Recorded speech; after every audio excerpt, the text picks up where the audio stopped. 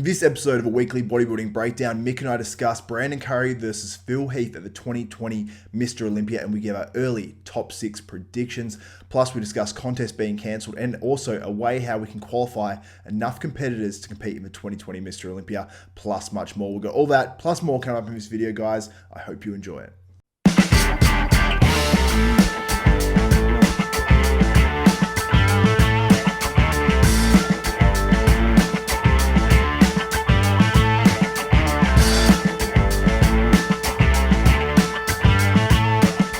Welcome back to Desktop Bodybuilding. I'm Xavier Wills and I'm joined today by Michael Galley for another episode of a Weekly Bodybuilding Breakdown. Mick, how have you been? I'm good. Hey, can I just quickly say too, I watched your very little short clip of you and Jose that you put up on your Instagram. I didn't read the caption. So when he yelled out in the background and said to you, he goes, "Oh, that was my mum." I was like you. I was like this.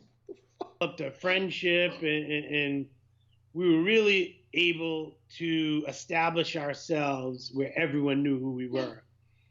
Now you have a mishmash of guys that have shut up. What are you? It's my mother. She won't be quiet. I'm just kidding. It was my dog. I was gonna say, I'm like, oh my god. No, I got an old dog. He won't be quiet when I'm talking. Yeah, man. And then he joked about it, and then I actually read the caption on your Instagram, and I thought that's a legend. I love him.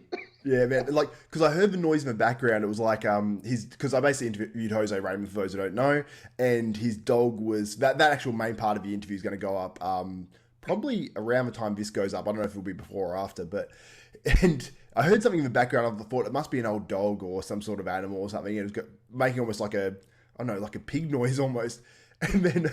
But he goes, "Shut up, will you?" And then he turns back around and he goes, "Sorry, that was my mother. She won't be quiet." And because I started laughing when he said "shut up," and then my face just literally went, like, your face. Oh, shit. Oh, and he said it so calm, like he just said it like that's what it was. The way he said it made me think it was actually his mum that was really sick behind him on a couch or something. I was like, "Oh my god." Oh. Man, he's a funny dude. So that full interview will be out probably around the time this show goes up, maybe slightly after, maybe slightly before. So goes for about an hour and 10 minutes, but man, he has a lot of I think you'll really enjoy the full interview because he has a lot of hot takes on things. He's very opinionated. I think now he's retired, he just doesn't care. He's just like, I'm saying it.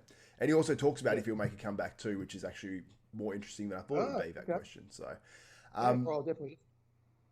Yeah, for sure. So let's get into this one. So we've got a few things to talk about because the Boston Pro was just cancelled, which sucks because Fuad was actually going to make a comeback of that show most likely, which that show's off the cards now. I don't know if he'll hit another show or not. He obviously sponsored the show with Hostile, but there's a bunch of guys that were going to jump in there, and that sort of makes things look a little more bleak for the contests that are actually on the schedule right now, Mick, because I know you've got an opinion that maybe some of these shows won't go ahead. Yeah, I mean, the only problem with that, Xavier, is you've got the New York Pro, which has been moved to Tampa on September the 5th. Then September the 12th, the week after, is the Cali Pro. Then it's a big jump to October the 10th, which was Boston Pro cancelled. October the 16th, Chicago Pro.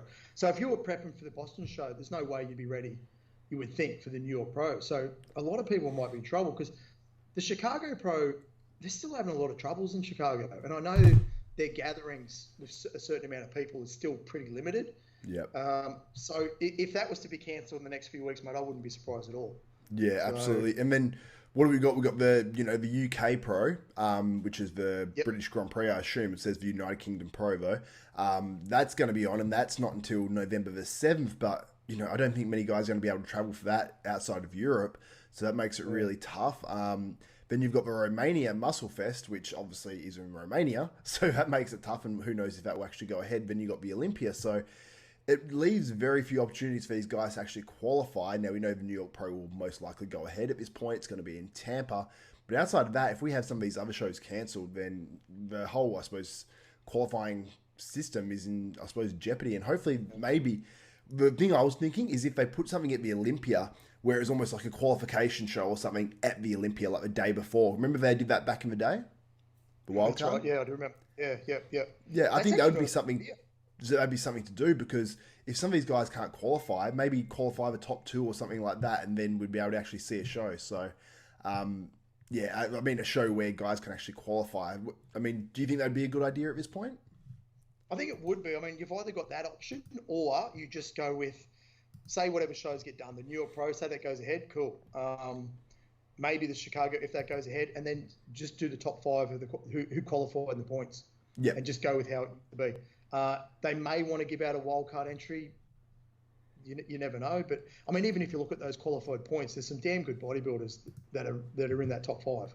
So in the point standings at the moment, we've got Lucas Ozdil on 10 points as an outright leader. We've got Big Ramy on 9, Regan Grimes 8, Steve Kuklo 8, and Ian Valier 8. So those 3 guys are actually tied on 8 points. So they would all qualify right now. So it would be a top 5 technically if they did qualify. But in previous years, it was obviously, like I said, 3 guys qualified. So, but I'm assuming that will change. They'll get separated in points and all that sort of stuff. And then below that, you got Andrea Muzzi on 7, Sergio Oliva Jr. on 7, Dwayne Walker on 7, and then you got a whole bunch of other guys like Arn Wynn, you got Phil Klahar, and then the list goes on. So there's a lot of guys that are quite close.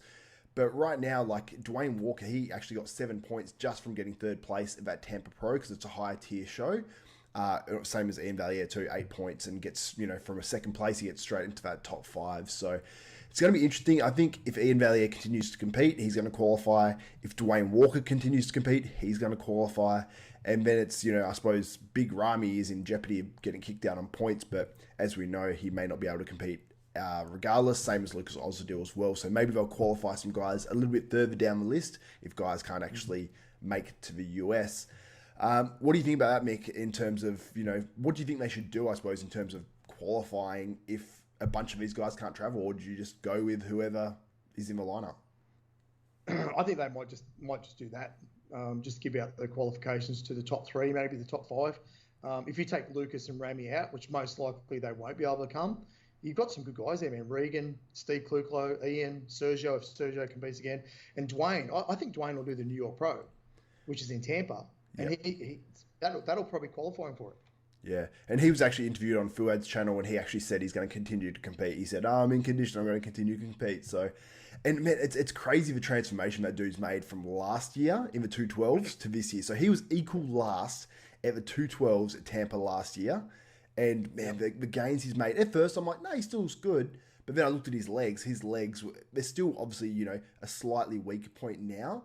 But compared to what they were, man, they've come up a lot. So the gains he's made is crazy. Yeah, and it was quality gains too. Like he's got good, clean, separated muscle.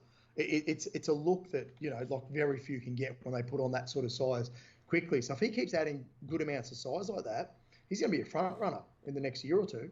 Absolutely. I'll read out the full qualified list as well. So we've got Brandon Curry, William Bonac, Hardy Chupin, Dexter Jackson, Rolly Winkler, Phil Heath, Cedric McMillan, Nathan Diasha, Juan Morel, James Flex, Lewis, Hunter Labrada, and Phil Heath. Phil Heath's on there twice. I don't know why that is, but they probably just added him again once he announced that he was going to be in there. So it's a damn good list. Obviously, you probably take out Rolly, probably take out probably take out William Bonac, probably take out Hardy Chupin, and that's probably about it from those qualified competitors. But I mean, man, if we had the full list of guys and everyone was able to compete, everyone was able to come to the US to qualify, we would have such a good Olympia this year. But I just don't think it's going to be the best, just because we're going to miss those few guys. Yeah, there's some good names. I mean, Bonac obviously got 2nd last year, so that's a tough one to lose. Yeah. Hardy got 3rd, he's out. Rolly be gone. Diasha too, he's another one. He won't be coming from the UK, but still, there's some damn good. You got 4 Mr Olympias in the comp. Yeah, if you count, Flex is obviously still a Mr Olympia. 4 Mr Olympias is a damn good show. So, are you tempted to pick a top 6 from that? Yeah, and it's actually funny. The top 6 you said to me before was actually pretty much my top 6. But in first, it's a toss of a coin between Brandon Curry and Phil Heath, because it depends how Phil shows up. So Phil has like people said, I heard Chris Aceto say that Phil isn't going to fix his midsection. But the thing was, Phil actually was really protruding out of his midsection when he relaxed between poses last year. And that may have been because he needed the surgery or whatever. But if he can at least control that where it really pushes out and he really gets that sort of bloat look when he relaxes his midsection, if he can just control that alone, that might be enough to put him over Brandon Curry if Brandon comes in like last year. But as we saw, Brandon was just on Fuad's podcast. He seems very relaxed. He seems very confident in his own abilities without being overly cocky. So Brandon, I think we might see his best ever. And what does that look like compared to Phil Heath with a slight bit of distension? I don't know. So I'm going to say Phil in first because I don't know. It's a toss of a coin for me. So I'm going to say Phil first, Brandon second. I will say in third place, it sort of gets a bit tough after that. It really falls off. But I'll probably say James Flex Lewis, Dexter Jackson, Steve Kuklo, and then Hunter Labrada. Well, yeah, no, it's a good top six, though, isn't it? Yeah, I wasn't saying with you. I've picked Phil first, obviously providing he gets that stomach issue under control. But it's going to be close. I don't know, man. I saw Brandon at Tampa, and he was big. Yeah. He was really big. He looked, like you said, very, very cool and calm in that interview with Foe he had. I did have Dexter third, though, and Flex fourth. And then I did have Hunter fifth and Steve in sixth. Yeah. So, yeah, and so if Hunter can very close fifth place in his first Olympia, that's yeah. Imagine the talk around Hunter if he does get top 5 in his first Olympia. That would be just like, people will be 100% saying he's a future Mr. Olympia. There's no doubt. When in reality, like if these other guys were in there, maybe he would be 8th. You know what I mean? So it makes a big difference in the way you actually look at Hunter as a bodybuilder. But Hunter is phenomenal. Whether he wins an Olympian in the future or not, he's going to have a good career. He's going to be a top 5 Olympian unless something very bad goes wrong or something, Yeah. Well, I think his dad Lee. I think in '87 he got. I should know this off the top of my head. I think he got 4th in his first Olympia in '87. But that was normal back then. That was normal. Like Sean Ray stepped into an Olympia, did really well, and just a bunch of these guys did really well their first or second go out at the Olympia. So I think everyone that turned pro back then, though, was ready to step on a pro stage and dominate, Yeah, they were good. See, I still remember late 80s, early 90s. We knew who all the amateurs were. Like, we knew who all the amateurs were in the heavyweights, the light heavies. They were big names back then. And this is before social media. So it was all the magazines, and we're all like talking about, holy shit, have you seen the heavyweights at the Nationals or something like that? So yeah. Whereas now, apart from Nick Walker, there's not many guys I know of. Yeah, absolutely. I remember actually reading the old MD magazines and whatnot and looking at these amateurs because you'd see the NPC Nationals and USAs and all the photos from those shows go up. I remember seeing Gregorio Toyin. He was always like top 3, top 4 in the heavyweights or super heavyweights or whatever he was in. I remember seeing Bob Ciccarello competing in the, as an amateur in there, and then when he turned pro and watching his series on bodybuilding.com. But I remember, I used to follow it pretty intensely. But now it's like all these guys that are up and coming and look good, they turn pro pretty much straight away, and you don't really follow them as an amateur. You just follow them as a up and coming pro, I guess, instead of being a pro that's like ready to go. Yeah. But let's discuss Brandon Curry, and I wanted to discuss this quickly, Mick. We didn't even discuss this before the show started, but Brandon Curry mentioned in his interview with Fuad that basically his coach Abdullah thinks that maybe he questions Phil Heath's, I suppose, motivation for actually coming back, which I found pretty interesting as well. And I saw that Abdullah actually posted up a photo of Brandon Curry's backed up bicep, and he said the unfinished business killer, because Phil's whole thing coming back is unfinished business. He wants his 8th and all that sort of stuff. So Abdullah is almost like speaking, I suppose, not on behalf of Brandon Curry, because I don't think Brandon really feels that way. Brandon's just so chill, but he just is like, whatever, I'm going to come do my best. Let the chips fall where they may. But Abdullah's like the passionate one that, if Brandon was talking like Abdullah, I think Abdullah would be on another level again, So I find it pretty interesting. And I think it's almost going to be a war between Abdullah and Phil Heath rather than a war between Brandon Curry and Phil Heath. I mean, what do you think about Abdullah, I suppose, posting all this stuff up and, I suppose, starting a little bit of controversy? Yeah. Well, Brandon actually said in his interview with Foad, he goes, I don't even know when my pictures get posted sometimes. Someone in the gym will say, oh, you look good in that picture Abdullah posted. And he's like, what? So he doesn't really know what's going on. But,